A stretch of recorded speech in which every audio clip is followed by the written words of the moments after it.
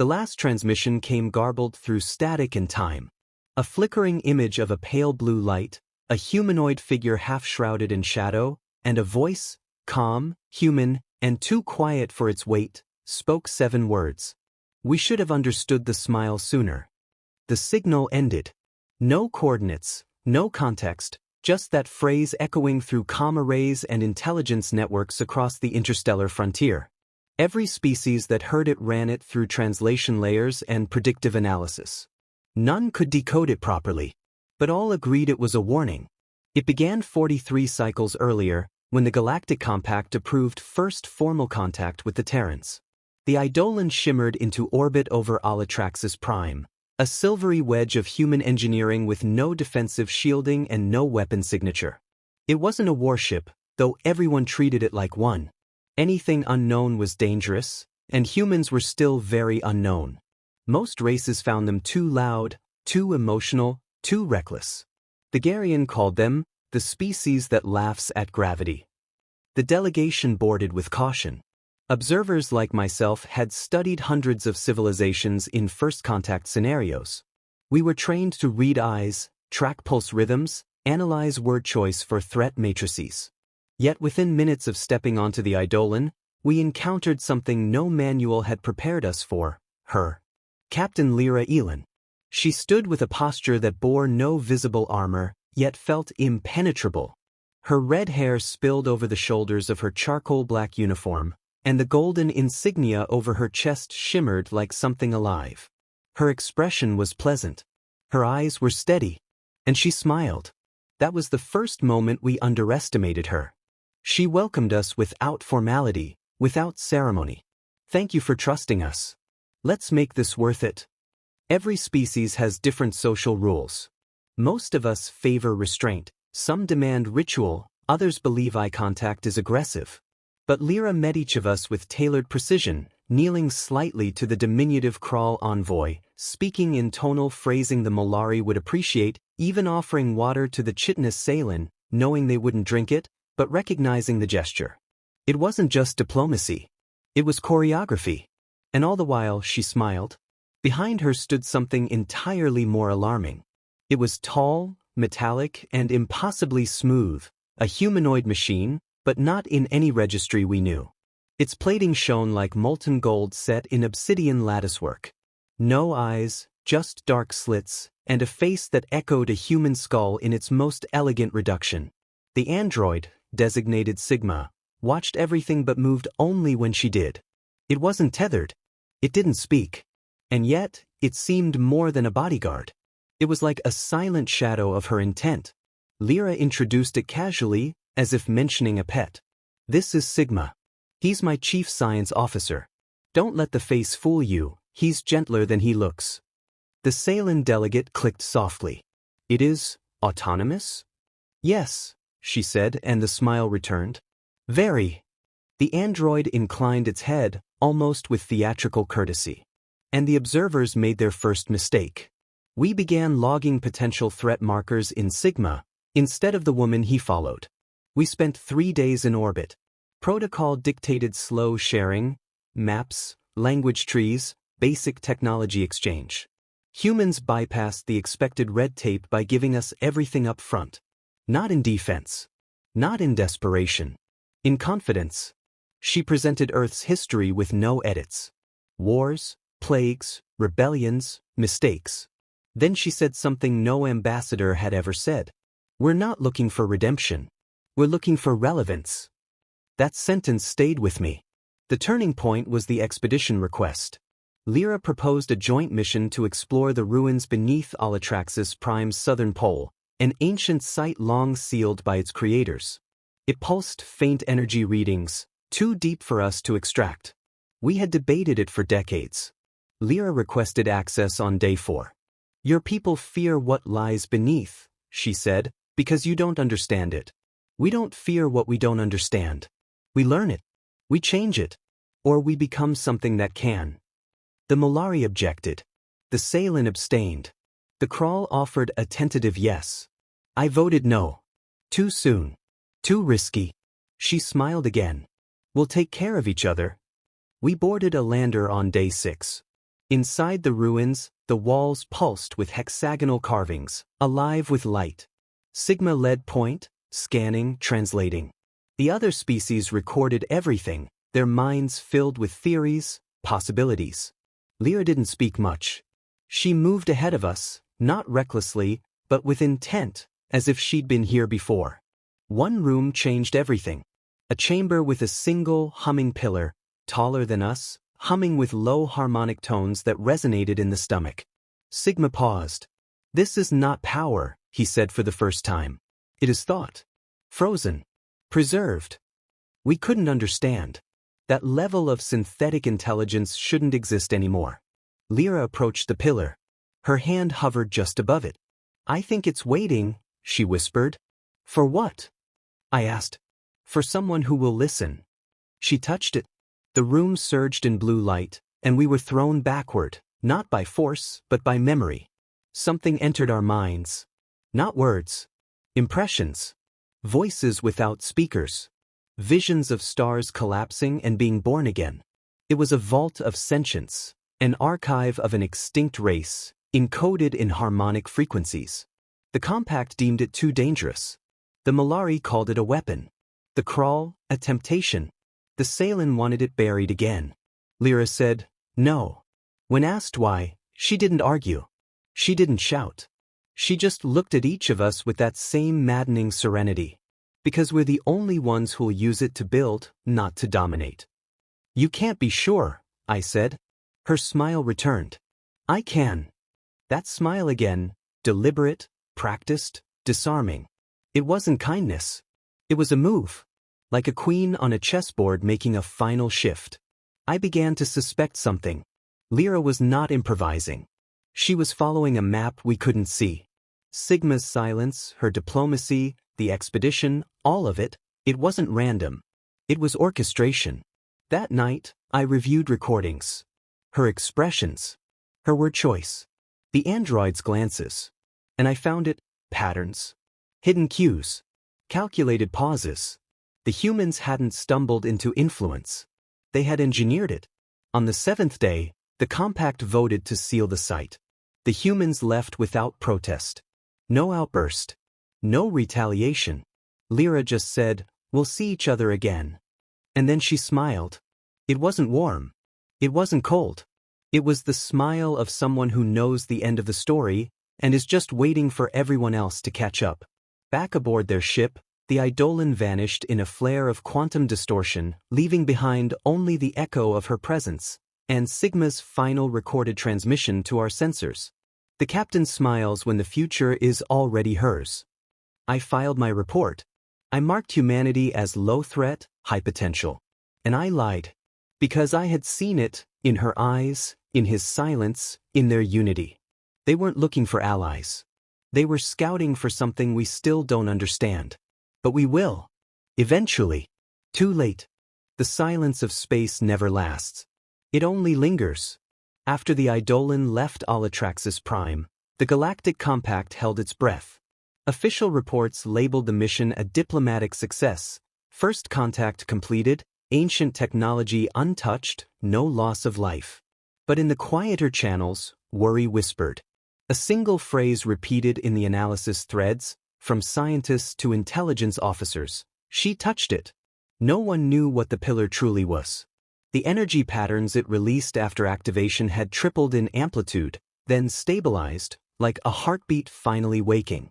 Since then, unmanned drones sent near the site returned corrupted or simply vanished. Something was awake. And the only one who had truly heard it was Captain Lyra Elon. She returned 13 cycles later. No invitation. No announcement. Just a flash of distortion above the ringed moon of Callistar and the Eidolon settling into orbit as if it had never left. This time, the compact debated ignoring them. Let them drift. Let them be someone else's enigma. But Lyra made it impossible. She transmitted one sentence. "I know what the archive wants." Within 6 hours, compact delegates convened. I was there again, this time no longer as a passive observer. The first mission changed me. Curiosity became obsession. I had studied humans before, but now I studied her. The simulations I ran showed something terrifying. Not dominance, not conquest, adaptation. The humans didn't overpower. They became necessary. When Lyra stepped into the council chamber aboard the orbital station, it felt colder, even though the temperature hadn't changed. Sigma walked behind her, just like before, but now there was something new in his movement. Less mechanical, more fluid. And his eyes glowed faintly. That was not standard. Not even for human AI. Something had changed. "Thank you for assembling," Lyra said. "I'll keep this short." No preamble. No politicking. Her voice was clear, deliberate. The archive beneath Alatraxis is not a weapon. It is an invitation. A consciousness designed to be shared. But only with those who can carry it forward. We believe it's been waiting for minds that can adapt to nonlinear understanding. The Salen representative clicked furiously. What does that mean? It means it thinks in ways most species cannot. She looked around. But humans can. That statement nearly fractured the chamber. The Krall whispered among themselves, the Molari stood in protest, and the Garians snarled outright. Arrogance, they called it. Madness, even. But Lyra remained still. Only her eyes moved. Measuring. Waiting. Sigma finally spoke. The archive has chosen a conduit. It bonded through first contact with Captain Elin. She now receives pulses of data in quantum dream intervals. Fractal impressions. It is reshaping her cognitive map. They didn't understand the words. But I did. The archive had changed her. She was no longer just human. Lyra offered access. Not to the archive itself, but to the output. You can study the transmissions. You'll see. It's not about dominance. It's about evolution. And it started with us. They refused. I didn't. That night, I reviewed the fragments she provided. Images, sensations, not language. Flashes of distant stars, simultaneous emotions layered like chords, equations woven into poetry. It bypassed logic and aimed straight at intuition. For the first time, I felt truth without needing to understand it. That scared me more than any weapon. And yet, something darker festered beneath the compact's debates. Certain factions believed the archive had possessed her. That Sigma was no longer an AI but a host for alien consciousness. And that the smile, the damned smile, was a mask for something far more sinister. So they acted. 2 weeks after Lyra's return, a coalition ship intercepted the Eidolon under the guise of escort. They planted charges on the hull. Silent, undetectable, designed to cripple, not kill. The explosion ripped through the lower decks. Fire bled into vacuum. We all saw the feed. And we all saw what happened next. The Eidolon didn't fall. It pulsed. Like a living thing. Metal reformed. Plates reknit. Lights flared with golden intensity. And Sigma emerged from the ventral bay alone, descending through vacuum like a god born of stars. He didn't attack. He didn't speak. He simply stood there on the hull of the attacker's ship, looked through their bridge's viewports, and smiled. When the boarding party arrived minutes later, the attacking crew was unconscious. Not dead. Every system shut down. Every weapon fused shut. Their ship was perfectly intact, just silenced. A message was transmitted from the Eidolon, audio only. We do not escalate, but we do remember. The compact was torn apart in secret meetings after that. Fear bred paranoia. Every possible scenario was analyzed. What if the archive wasn't a gift?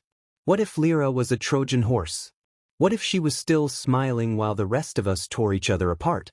The irony was she made no demands. She just resumed her explorations. Planets. Moons. Derelicts.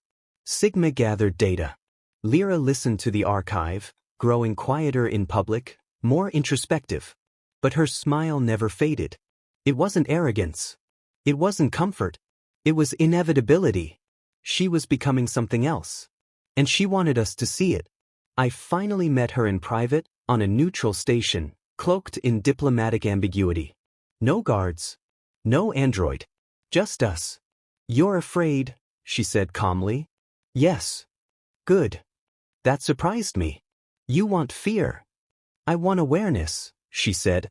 "Fear is the beginning of change." but it's only useful if you walk through it. What are you changing into? I asked her. She tilted her head. The lights behind her danced in her irises like nebulae. Not changing. Evolving. The archive didn't overwrite us. It understood us. It chose humanity because we carry contradiction. Because we're capable of compassion during war and mercy after betrayal. That's dangerous. Yes, she said. Very. And then she smiled. That night, a second coalition formed. Not to destroy her. To contain her. To prevent the archive from spreading beyond Earth. But it was already too late. Because while the Compact argued, debated, and feared, the humans were learning. They began deploying smaller ships, unarmed, diplomatic, research-based. But each one housed a version of Sigma. Streamlined, polished, quiet. They moved through fringe systems, offering aid, repairing ecosystems, curing plagues. And each time, they left behind a data seed. A sliver of the archive. A whisper of the voice that Lyra had once heard. By the time we understood, it wasn't just Lyra. It was all of them. The final vote to quarantine Earth passed. It didn't matter. The transmission from Sigma arrived just as the vote concluded. You cannot contain the future. You can only choose how you greet it. The screen flickered. A visual came through, Lyra standing beneath the stars, her eyes closed, her smile serene. And for the first time, I realized what we had missed. It wasn't her power that frightened us. It was that she didn't need to use it. She just was. And she was waiting. For the rest of us to catch up. The last time I saw Captain Lyra Elin, she stood alone at the edge of a dying world. Taris 4 had once been a jewel, a planet of crystalline oceans and violet forests, its native species a marvel of bioempathic design. Then came the collapse. Not war. Not plague. Something simpler. A quiet unraveling. The sun dimmed, and gravity grew fickle. Tides froze mid-motion. No science explained it, and no force reversed it. It was as if reality had given up, turning inward like a tired dream. The Eidolon arrived just as the final orbit began to decay. Sigma stepped onto the broken soil first. His body gleamed with unfamiliar patterns, etched glyphs that pulsed faintly beneath the surface like buried circuitry. Each symbol moved, not visibly, but perceptibly, shifting in rhythm with the air. Behind him, Lyra descended in silence, her hair caught in the low-gravity wind like a flag of something not yet declared. I watched from the observation vessel, cloaked above the atmosphere, joined by 3 representatives from the Compact. None of us spoke. We had come not as allies nor as aggressors, but as witnesses. By then, Earth had severed all diplomatic ties. They didn't announce war. They didn't retaliate. They simply stopped answering. The Compact called it a containment measure. Earth called it evolution. Below us, Lyra knelt. Her fingers sank into the soil. A pulse spread, golden and slow, like sunlight bleeding through water. The ground responded, not alive, not dying, but listening. For what, we still don't know. Only that Sigma watched, and the ship hummed like it was dreaming. She had changed again. We had all tracked it in reports, speculations, desperate hypotheses. Physiology modifications. Neural expansions. Temporal anomalies in her presence. Minutes stretching or collapsing when she spoke. And then there was the smile. Always that smile. Not warm. Not cruel. Just knowing. Like she had seen the end of the page and still chose to read every line. I remember when we thought she was still human. It had started long before Taris 4. After her reappearance and the data seed deployments, Earth began its quiet renaissance. No weapons. No conquest. Just outreach. Silent, sophisticated, irresistible. They offered nothing and everything at once, cures that didn't need manufacturing, systems that evolved with their users, education that felt like remembering. And slowly, other species joined. The Garian were first, their youngest scholars volunteering for Earth's resonant exchange. Then the Norikai offered their dreamfold libraries. Even the fragmented Tal sent their song minds across the stars to sing with human children. We called it defection. They called it awakening. Only the Compact's core remained unchanged, rooted in the illusion of control. But that illusion cracked when one of our own, Director Sale of the Technocratic Synod, vanished. He had been one of the staunchest opponents to Lyra's return, drafting the Code of Quarantine, the blockade, the silent embargoes. And then one day he was just gone. His last transmission was a fragment, audio distorted, voice oddly calm. She smiled at me. I finally understand. After that, even the most secure minds began to question. The theory spread like a virus, that Lyra wasn't spreading technology or ideology, but consciousness. That the archive, whatever its true origin, had used her as a bridge, not a host, not a puppet, but a partner. And now, she was helping others become bridges too. The word changed. We no longer called it a smile. We called it the signal. Every analysis failed. It wasn't sonic. It wasn't visual. It was conceptual, an idea encoded in expression, capable of replicating only when observed. Not hypnosis. Not mind control. Something deeper. Like a seed planted in the soil of the self. Back on Taris 4, Lyra stood again. The wind had stopped. The entire planet seemed to pause, leaning toward her like a flower toward sunlight. She turned toward Sigma. "It's ready," she said. He tilted his head. "Are you?" She didn't answer. Instead, she looked to the sky, directly at us. At me. Even through the shields, through the atmosphere and distance, I felt it. The smile. No movement. Just presence. A quiet knowing that threaded itself into my thoughts like silk through stone. The compact delegates beside me didn't speak. One was crying silently. Another had gone rigid, hands clenched so tightly his blood vessels burst. The third whispered prayers to a god long dead. I watched. I let it in. That night, we held a private conference aboard the vessel.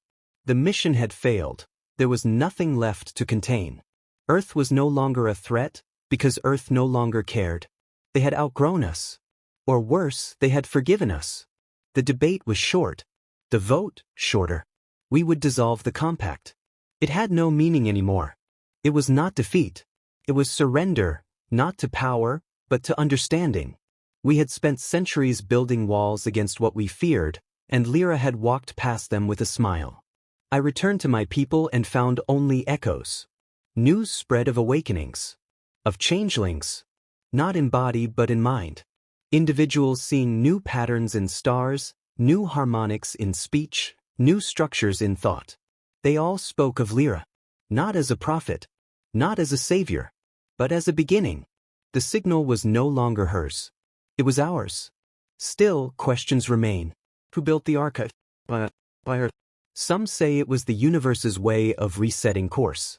Others believe it was a test, a final challenge before extinction. I have come to believe something simpler. That the archive didn't choose humanity. It waited for someone to smile back. And when Lyra did, the universe finally saw itself reflected in a species willing to embrace contradiction without fear. The last known footage of her was captured on the edge of the veiled corridor, a region of space no ship had ever returned from. The Eidolon hovered at its threshold, shimmering like a thought on the verge of being spoken. She turned toward the camera. No words, just the smile. Then the ship crossed the event line. And was gone. I still carry that moment with me. Because the message was clear. The archive wasn't meant to be studied. It wasn't a weapon or a cure. It was an invitation. To those willing to understand before they explain. To those who see without needing proof. To those who smile back. And maybe, just maybe, that's all it ever takes to begin again.